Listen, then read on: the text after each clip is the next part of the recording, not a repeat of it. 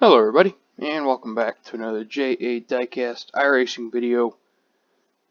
Actually more of an iRacing talks. My weekly series, I haven't done it the last 2 weeks. I've just been busy, and I didn't really make time for it because there wasn't that much that I felt needed to be talked about. Not a lot of stories. So, first time in 2 weeks, I think. But I am going to try and get back to doing it weekly, finish the season out at least, and then go from there. But before we get too far into it, I just want to say thank you guys for watching. Make sure you check out all the links down below. And don't forget to like this video and subscribe to the channel. Helps out a lot. And hope you guys enjoy it. So, first thing, we're just going to start off with race reactions. And then we will go on to some of the other more individual stories that happened through the 6 races at Dover this weekend, I think. There was 1 at ARCA, 1 truck, 2 Xfinity, and 2 Cup. So we're going to start off with the truck race. I missed, I think, the first 30 laps. I thought it started at 5:30, but it started at 5. So I tuned on at like 25 to go in stage 1, something like that. So we didn't get to see the whole thing, but I didn't think it was that great of a race, and that's going to be a common trend throughout the video. Honestly, I didn't see the ARCA race, but I honestly wasn't too impressed with the track action that was put on. I'm not trying to be one of those fans. I honestly, maybe I didn't watch close enough. Maybe the coverage just sucked and they didn't show what they needed to, but I don't know what it was. I didn't really think they were that entertaining. I think the most entertaining one was probably the end of the truck race, but you know, the end of the race doesn't make up for the first 100 laps or whatever it is. I wasn't that impressed. But Zane Smith came away with the win. Second win in 3 weeks, I think. Pretty sure Michigan was 2 weeks ago. So Zane Smith gets the win again, holding off Matt Crafton. So pretty cool there. He's really, I think I've talked about it in a past video, but he's really kind of rise to the occasion of being a full-time driver. Because last year he was part-time for Junior and Xfinity and wasn't too great. And I'll be honest, like I said, I've said it before, but I didn't think he was going to amount to much after last year. And maybe it was probably a quick judgment because it was part-time Xfinity and he's, you know, a young guy. So there's still a lot of growth left and potential. But after his performances this year in the trucks, I think he could go somewhere and do something. He's had a lot of good finishes, 2 wins. Starting to really lead some laps now and be in the front for most of the race. So if he keeps that up, I think he'll do just fine. Rest of the top 10 went Crafton, Moffitt, Gilliland, Rhodes, Sauter, Ankrum, Hill, Friesen, and Kraus. Kraus with a good finish in 10th. I don't know for sure, but that's probably right around his season best, but I guess I could be wrong. Hocevar finished 12th, so that was a good run for him. I was pretty sure he wrecked at the road course 2 weeks ago, or last weekend. Good finish for him. And my favorite Truck Series driver, Spencer Boyd, finished 28th. So, pretty sure he had problems, but not positive. But while we're on the topic of Spencer Boyd, there was an Instagram post put out that he met a couple fans in the parking lot and was signing autographs and everything, despite Corona. So, thought that was pretty funny, pretty cool. He doesn't give a damn, and it's awesome. He's a good guy. So I've talked to him before at New Hampshire. Had a he had a pop-up autograph session. I went and showed up, and just talked to him for a good 6 minutes, just having a normal conversation like he was just a regular dude. So he's a good guy. Pretty cool, pretty funny to see that he was there signing autographs when in the parking lot when fans weren't even allowed at the track. So I thought that was pretty funny. Side note, he just reached 30,000 Instagram followers. Just found that out because he was posting it on his story, but congrats to him on that. Just say that while we're on the subject. And then the next thing, the Xfinity race, or Xfinity Saturday. Again, I don't really have a reaction. I missed this one, so not much I can talk about it, or not much I can say about it, but I will go over the finishing results. Justin Allgaier won. Pretty cool to see that one. A, because he hasn't won all year, and B, because that FFA car was pretty cool. Good looking car, I thought, so pretty cool to see that one in victory lane. I missed what happened after the race, but I guess he was joking around saying he owes the win and the motivation to AJ Allmendinger after their dust up last weekend at the road course. So that was kind of funny, but I missed the race. I had stuff going on, prior arrangements I couldn't really miss, so but I was home for the 4 o'clock cup race, which we'll talk about next. But the top 10: Allgaier, Cindric, Chastain, Gragson, Burton, Herbst, Burton, Harrison in 5th, and Jeb in 7th. Justin Haley, Michael Annett, and Chase Briscoe. So that was the top 10 there. And I'm going to move on to the cup race because, like I said, not much to talk about because I didn't see the Xfinity race. It was an alright race. I thought for the most part it was kind of boring. It had its battles and kind of close racing, close quarter moments, but again, wasn't that great. I think New Hampshire was better. Maybe it was because I was there, but no, I thought New Hampshire was just a better race. Obviously, New Hampshire, I already said those last 50, 60 laps weren't the best, but for the majority of the race, I thought New Hampshire was a better race, so that's just kind of where I stand on that. But the top 10, it was a good finish, though. I'll talk about that in a minute because there is something about the finish that I want to talk about. But top 10, Hamlin, Truex, Kyle Busch finishing 3rd. Pretty sure that's his season best. I don't think he's finished 2nd. I could be wrong. Maybe he finished 2nd once. But 3rd place for Kyle Busch. Kevin Harvick, Chase Elliott, Clint Boyer, Jimmy Johnson, Joey Logano, Brad Keselowski, and Ricky Stenhouse Jr. In 10th. So, first thing I want to talk about, obviously the finish.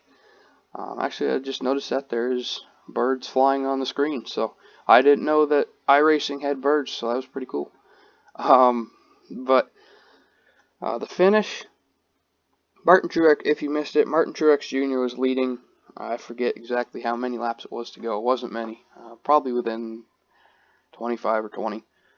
He was leading his teammate Denny Hamlin, and he obviously, at a track like Dover, somewhat smaller, you're going to catch lap traffic a lot easier and a lot faster. And being as small as it is, it's going to be more of a pain to get around that lap traffic easily. And he wasn't able to do that. As he pointed out, I forget the exact quote, but as the 10 was pinning it on the bottom and holding it like an idiot, slowed him down and didn't really give him an easy path by. So he says, basically, post-race, wasn't happy with Almirola, got asked about it by a reporter, called him an idiot, said he was holding his line and should have moved out of the way. So that's why he got passed for a lead. Blamed his loss completely on Almirola. My thoughts, I don't think he can completely blame the loss on Almirola. His car was wicked loose. Pretty sure he mentioned that in the interview, but he could barely get off the corner without spinning the rear tires. So he was getting loose on corner exit. So he was kind of forced to use the bottom. Almirola was on the bottom. Could have just, I don't know what happened with Almirola. Could have just been a miscommunication, thinking he was up high, or wanted the high line. Truex, maybe Almirola just didn't know he was there. Maybe it was payback for something. Maybe it's a respect relationship thing. I don't know. But Truex was loose. I don't think he can blame the loss completely on Almirola. I think he lost the race himself. Obviously, the cars don't have to get out of the way. It's liked. If they do, respectful. Almirola was a lap down at the time, so he probably should have moved out of the way. For the fact that he wasn't really racing for anything. Obviously you're always racing for something, but a win is more important than going one more lap down at the end of a race. I don't even think he was the first car a lap down, so I don't think he would have gotten the free pass. But I think he probably should have moved out of the way just because of the fact he was a lap down. If he was on the lead lap, that's fine, fair game, whatever. But I still don't like Truex comments. Because what I've learned over the years is he doesn't like being raced hard. He feels people should change the rules for him, I think. Of course, they won't say that, but I think if the drivers around him on the track don't move over and give him his way all the time, he starts to get frustrated, and then he complains about it. And that's really been going on only since like 2016, I think, which is the year before he won the championship. Maybe it was the year after, but it was obviously sometime around the championship. He won like 7 races and thinks he's king shit now. So that's my take on it. Almirola probably should have moved out of the way, but I don't necessarily agree with the comments that Truex has made about him being an idiot. But that's just me on that. So let me know what you guys think about that comments. I put out a thoughts thing on my story after the race. It's like, what do you guys think of this? I think it was kind of the split reaction or thought process, I guess. Some of the responses were, obviously just like things he should have moved out of the way. He was lapped down. Would have been the more respectful thing to do. And then there were some of them that just kind of said what I just did about Truex being whining about it a little bit more than some other drivers would. And I can agree with both of those things. I can get down with both of those. So it's just racing. I'm sure Truex won't be afraid to repay the favor because he feels he needs to. If that point ever comes up again in the season. But that's all I got to say on that, I guess. Then the next thing, to the Saturday Xfinity race, not a lot happened. I think it was probably a better race than the Saturday Xfinity race, in my opinion. Much better finish for some of the drivers, and so going to pull up the top 10 here and kind of talk about that a little bit, if it'll load, of course, just because I want to give you guys the top 10 if you haven't seen it or if you missed the race. Chase Briscoe won, which is a complete turnaround from Saturday, where he self-spun. I didn't see the race, but pretty sure they were talking about it on the during the race broadcast about how he self-spun early in the race and was irrelevant from there. So Chase Briscoe won, kind of dominated it. Ross Chastain second, Austin Cindric third, Brandon Jones, Hemrick fourth and fifth, Gragson, Allgaier, Annett, Herbst, and Brett Moffitt. So there's the top 10. Tommy Joe Martin's finishing 15th, so that's pretty cool for him. He's had a lot of bad luck this year. wrecking and breaking a lot of stuff that's just mechanical and not much he can do about it from inside the race car. So good to see him get a decent finish. One of the guys that's really been grinding it out this year, like I said, a lot of bad luck. So that was kind of cool to see him get that. So that's really about it.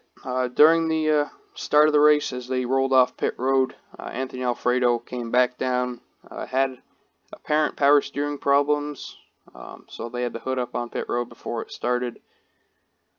They went away, I think, when he got back out, left pit road and started pacing again. Pretty sure they went away then. Might have been later, but the power steering came back. That was one thing that did happen.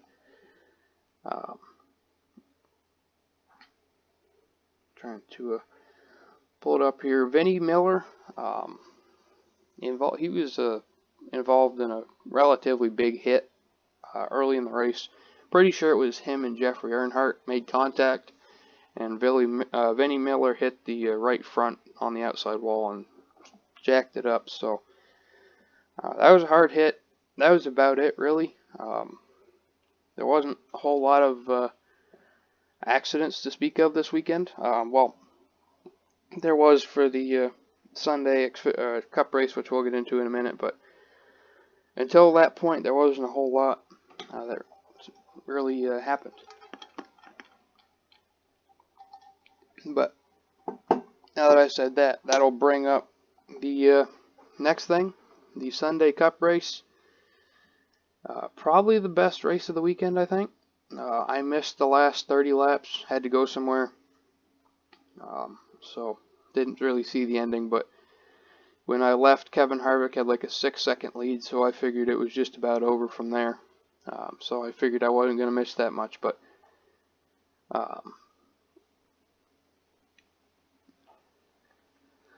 so let's go through the top 10 here. Trying to write something down here to talk about when I get done. Kevin Harvick gets the win, I think his 7th win of the season. He was also declared the regular season champ. So that's, I think it was like 15 bonus points for playoff points. Martin Truex Jr. finishes 2nd. Jimmy Johnson 3rd. William Byron 4th. Alex Bowman 5th. Then it's Logano, Almirola, Keselowski, Dillon, and Custer. Kyle Busch finishing in 11th, just one spot out of the top 10. So a couple things to talk about, just situations. First thing, Martin Truex Jr. finishing 2nd, once again. I think they showed it at the end of the race. Since New Hampshire, I'm pretty sure he's finished 3rd. Don't even know how many races we've had since New Hampshire. But since New Hampshire, he finished 3rd all the way until Saturday. And then he finished 2nd and 2nd. It was literally like 3rd, 3rd, 3rd, 3rd, 3rd, 2nd, 2nd. So that's crazy. The fact that he's been inside the top 3. I mean, good for him. That's pretty impressive. I imagine it's got to suck to some point being in the top 3. All those races in a row and not being able to get a win. But you know, that's a lot of good points. I mean, they were pretty secure in the playoffs anyway, so I'm pretty sure those finishes would be more appreciated by another team. I'm sure they're looking for wins at this point, but a lot of top 3 finishes for him. Next thing, Jimmy Johnson 3rd. Good finish for him. William Byron 4th. And those two, since going into the race on Saturday, were nose to tail in the playoff battle for the last spot, and that never changed throughout the weekend. For like 85 to 90% of the Cup races this weekend, they were separated by no more than like 4 spots.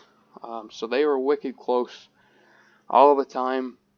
There was only one stage where they were wicked far off. I think it was stage 2 yesterday, but finishing 3rd and 4th, so that points gap did not get any safer for Bill Byron. Pretty sure he holds the spot by like 4 points right now.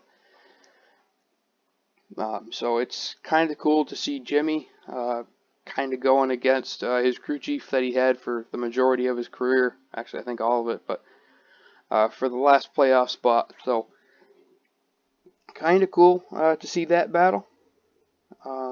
And that will go to our next point here, and that is the regular season ends next weekend at Daytona International Speedway, a restrictor plate track, super speedway, however you want to call it. Anybody can win.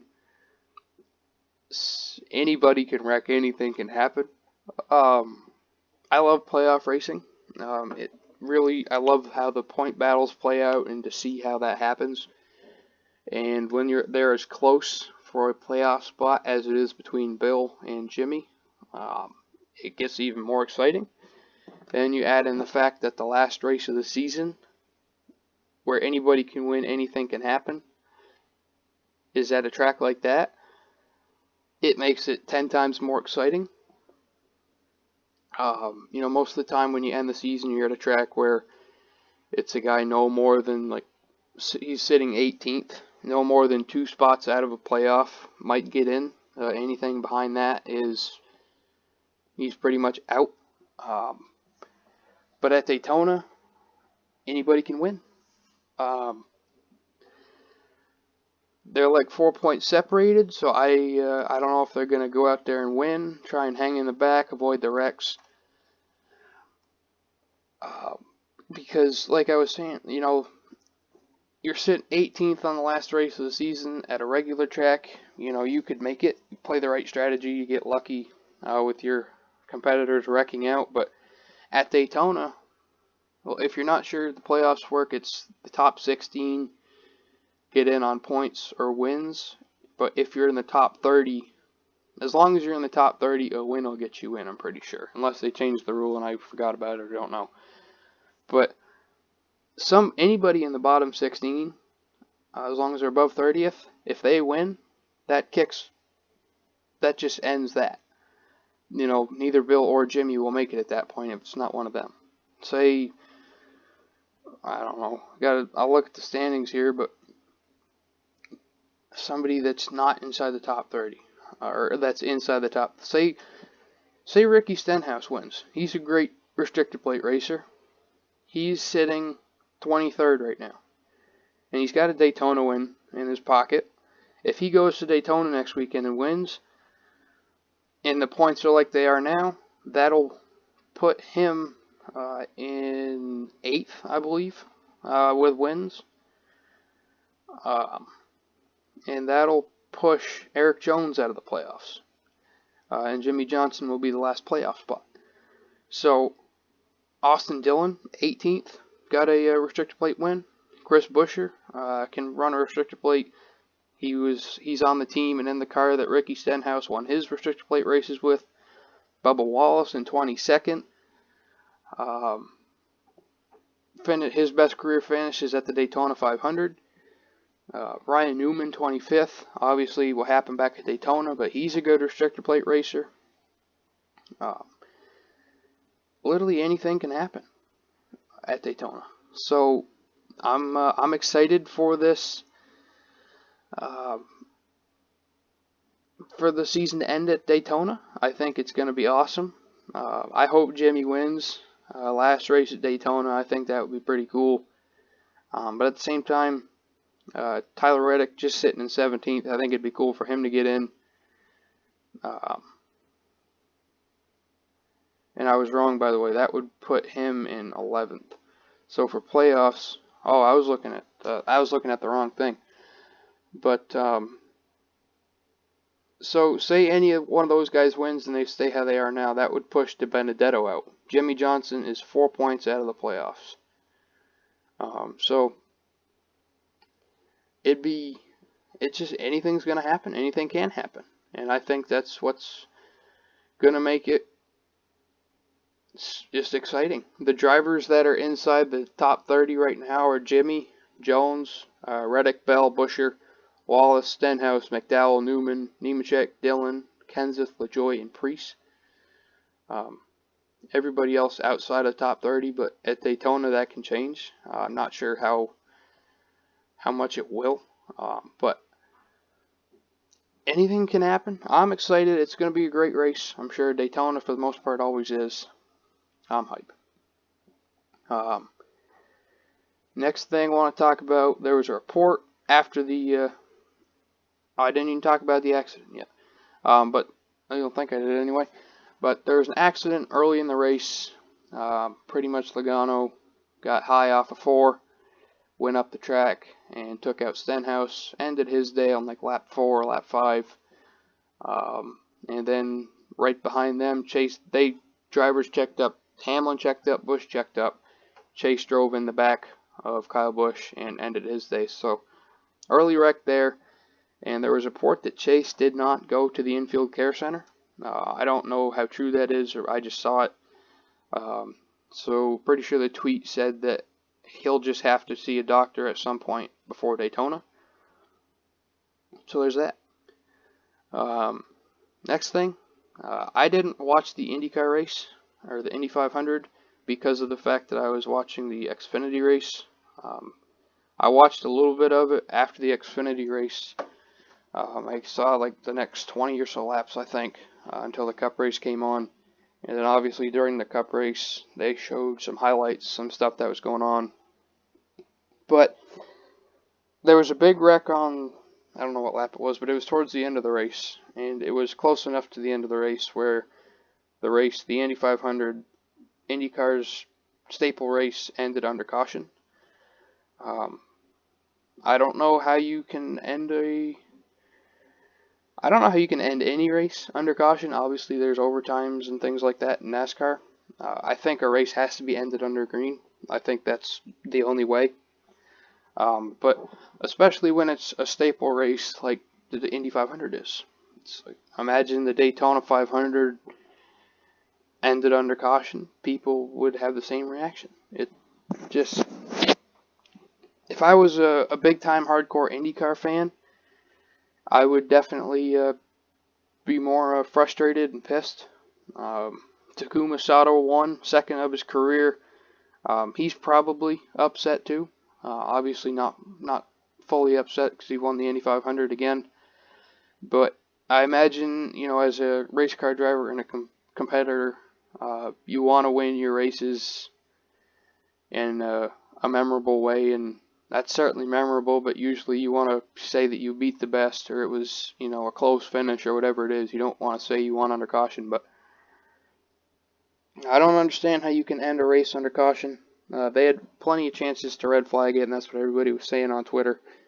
I didn't watch, like I said, but I'd be pretty frustrated if I was an IndyCar fan. I'd be writing a letter. Next thing I want to talk about, second to last thing here.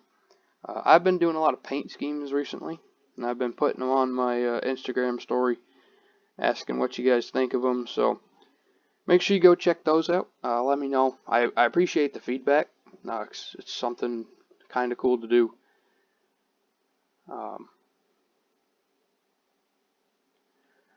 But I think the last 3 cars I've done have been Oreo cars for Xfinity Series. I saw the Michael McDowell throwback, and I kind of went from there and just started making them. I think I've done a mint, maple, and peanut butter. So go check those out when I post them. Go check out and follow my Trading Paints account, and feel free to use them. I think it's kind of cool. Let me know if you guys have any you might want me to paint. I still kind of new at it, but I'd love to give it a shot, and making them is pretty cool. So I definitely would not be opposed to doing that. And the last thing I want to talk about is I am working on a giveaway. I'll announce it here early in the week, in the next couple days, but I want to do a giveaway for the Daytona Cup race to end the regular season. A regular season ending giveaway. I think that's what I'm going to try and do. Not sure what it'll be or how I'll do it, but stay tuned for that, because I am going to try and set something up. No promises, but I'm going to try. So that'll just about do it for this one, though. I hope you guys enjoyed the video. Make sure you like and subscribe. Check out all the links down below. Thank you for watching, and I will see you in the next one.